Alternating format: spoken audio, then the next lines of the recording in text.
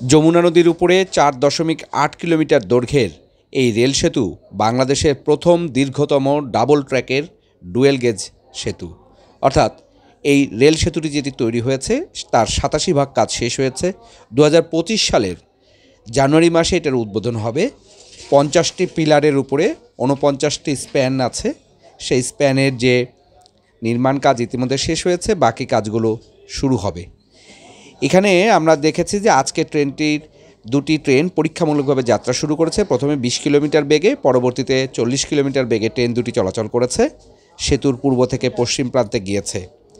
এই ট্রেন চলাচলের মধ্য দিয়ে এটি যেটি হলো, বাংলাদেশের বুকে একটি বড় ঘটনা ঘটল। উত্তরবঙ্গের সঙ্গে যাতায়াতের ক্ষেত্রে এখন যে বঙ্গবন্ধু সেতু যেটি আছে তার উপর দিয়ে যাওয়ার ক্ষেত্রে যে প্রতিবন্ধকতা হয়, আস্তে আস্তে যেতে হয় এবং সিঙ্গেল ট্র্যাক হওয়ার কারণে একটা ট্রেন গেলে আরেকটা ট্রেন যেতে পারে না, সেটির সমস্যার সমাধান হবে।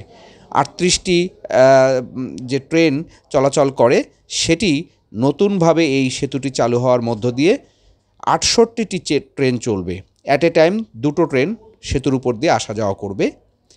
2020 সালের 9,000 কোটি টাকা 9,700 কোটি টাকা দিয়ে প্রকল্পটার নির্মাণ শুরু হয়। পরবর্তীতে খরচ বেড়ে প্রায় 17,000 কোটি টাকা দাঁড়িয়েছে। 2020 সালে এই সেতুটি 4.8 কিলোমিটার লম্বা সেতুর উদ্বোধন করা হয়। বঙ্গবন্ধু সেতু যেটি আছে তার থেকে 300 মিটার উজানে এটি নির্মাণ করা হয়েছিল। এই সেতুর আজকে পরীক্ষামূলক উদ্বোধন হয়েছে। এখানে বলে রাখা ভালো, এই 16,000 কোটি টাকা বা 17,000 কোটি টাকা ব্যয়ের এই খরচ তার 72% দেবে জাপান সরকারের যে জাইকা আছে, তারা ঋণ হিসাবে দিচ্ছে। সেতুর উপর দিয়ে যখন 68টা ট্রেন চলাচল করবে, এখন যেটা 38টা চলছে, প্রায় ডাবল যখন ট্রেন চলবে, তখন কিন্তু সড়কের উপরে যান চলাচল কমবে। আর এখানে দেখেন যে জ্বালানি সরবরাহের জন্য কিন্তু এই যে লাইন এটি করা আছে, সেটি গ্যাস বা তেল যে কোনো ধরনের জ্বালানি হোক না কেন, সেটি পরিবহনের জন্যই করা হয়েছে। সেতু তৈরির ক্ষেত্রে একটি বিষয় বলে রাখা ভালো, সেটি ভিয়েতনাম এবং মিয়ানমার থেকে বিশেষ মরিচা প্রতিরোধক স্টিলের কাঠামোর যে স্প্যান সেটি বসানো হয়েছে।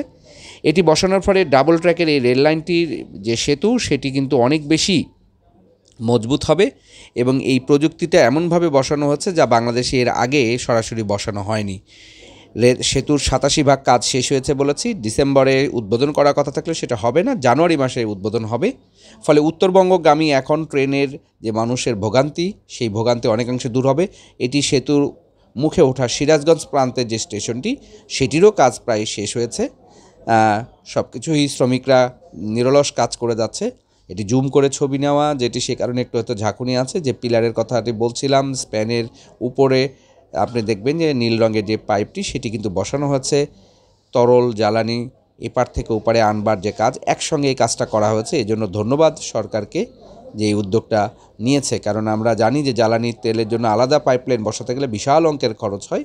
এক ঢিলে দুই পাখি মারার এই কাজগুলো না করতে পারলে আমাদের অর্থনৈতিকভাবে বারবার খরচ করে এগিয়ে যাওয়া সম্ভব নয়। 4.8 কিলোমিটার লম্বা বঙ্গবন্ধু রেল সেতু।